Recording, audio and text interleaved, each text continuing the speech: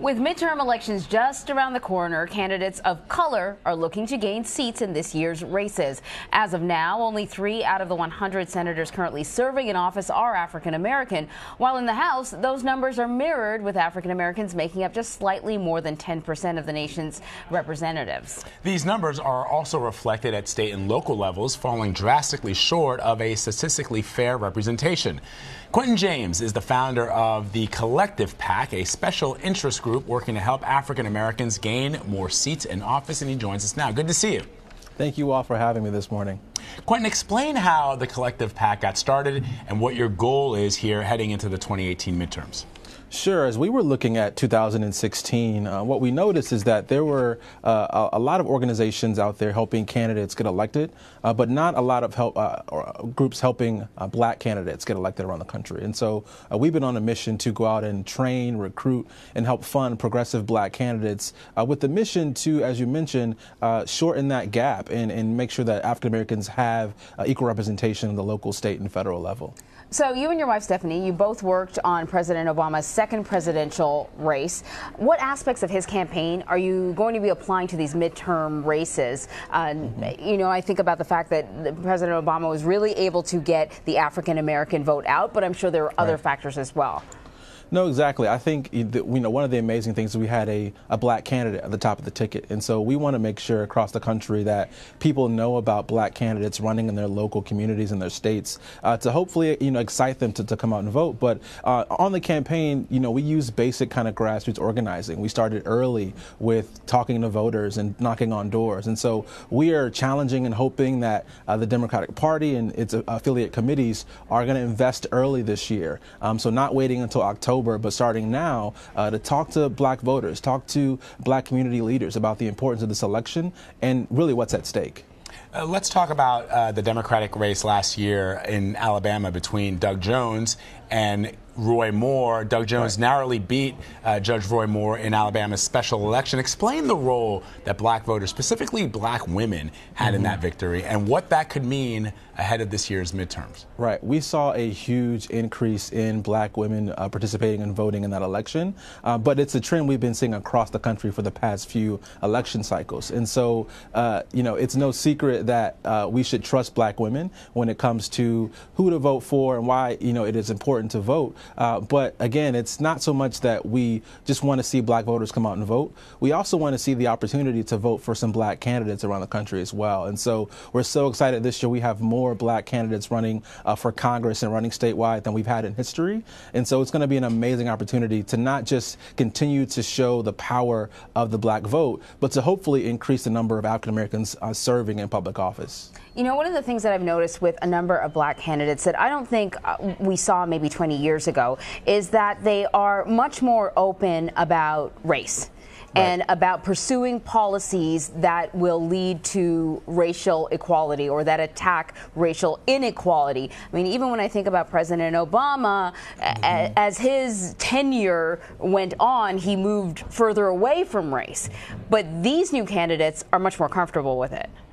Well, yeah, I think with the rise of Donald Trump, we are very much in a more racialized political moment. But this is also a historic year this year in 2018.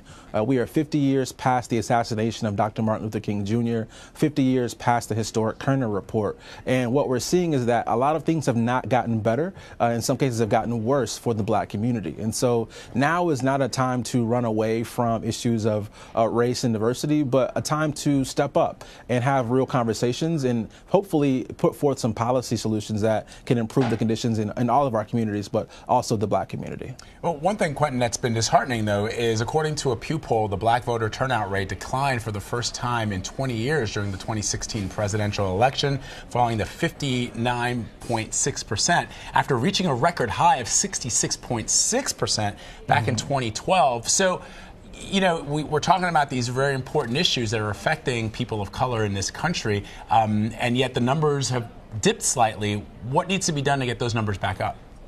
Well, as I mentioned earlier, we need to start right now talking about issues that are important to black voters, issues around the economy, issues around criminal justice reform, issues around education.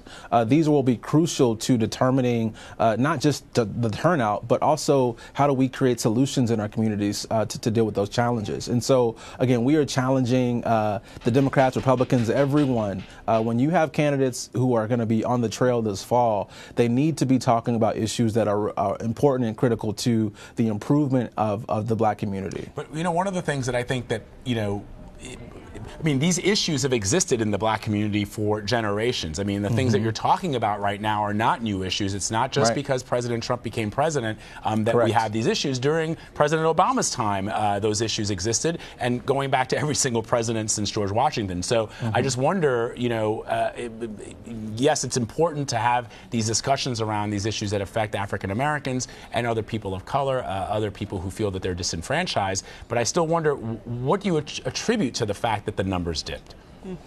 Well, look, last cycle we saw, whether it was accusations of Russian interference to a desire from, again, young black millennials and the black community as a whole to hear more about issues that were pertaining to their communities, but also to draw a clear connection between voting and progress being made. And so as we look to 2018, again, we are putting forth amazing candidates who will be addressing those issues, but we also know there's a challenge in representation, right? And so it's okay to also talk about issues, but if they're not people of color serving in leadership in public office, then sometimes those challenges don't get addressed directly. And so, again, we are hoping that we can increase the number of people of color serving in public office this year, and as well as increase the black vote this coming fall.